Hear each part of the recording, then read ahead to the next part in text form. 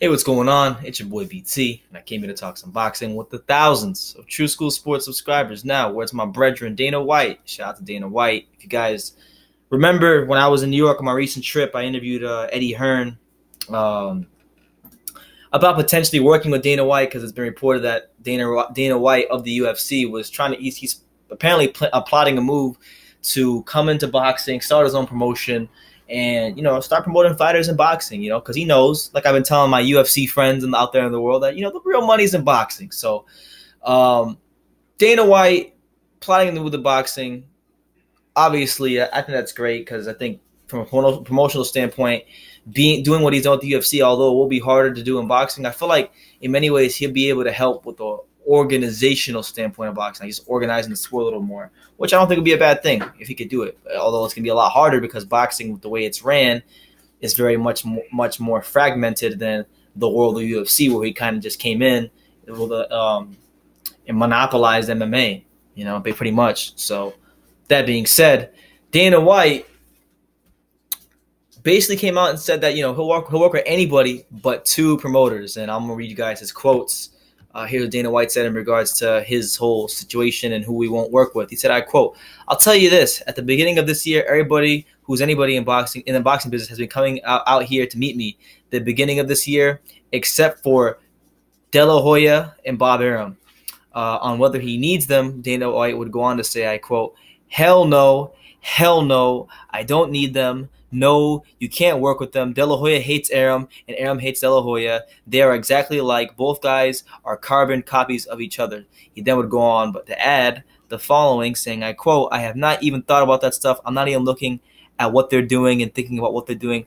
Listen, I'm not shitting on these guys. Maybe I am, but I'm not going out and looking at what Todd DeBuff and Bob Arum are doing to try to emulate those guys. If anything, they are effing copying stuff that we're trying to do."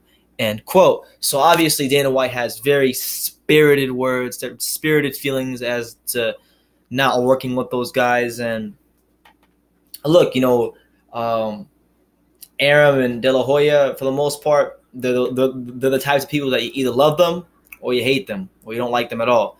And a lot of promoters don't work with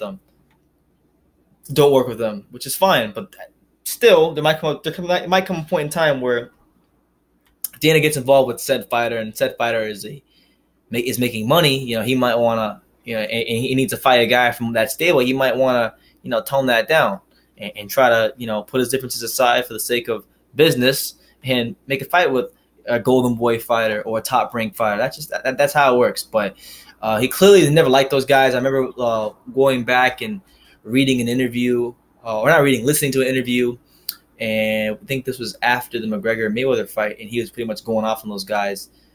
So, with Dana White, I think it'd be great to see him work with, to be honest, if I'm honest with you guys, my personal opinion about him coming into boxing is that if I'm Al Heyman and I'm PBC, I'm trying to get a hold of this guy. Like this is the guy you need to work with if you're PBC, because not that I'm a huge fan of PBC. I mean, I like the fact that they brought boxing back to network television, which I think is great for the sport. But I think they failed in many ways because they haven't necessarily put on the best matchups, and they've overpaid fighters in some of the worst mismatches you'll ever see in your life, and that's just my opinion.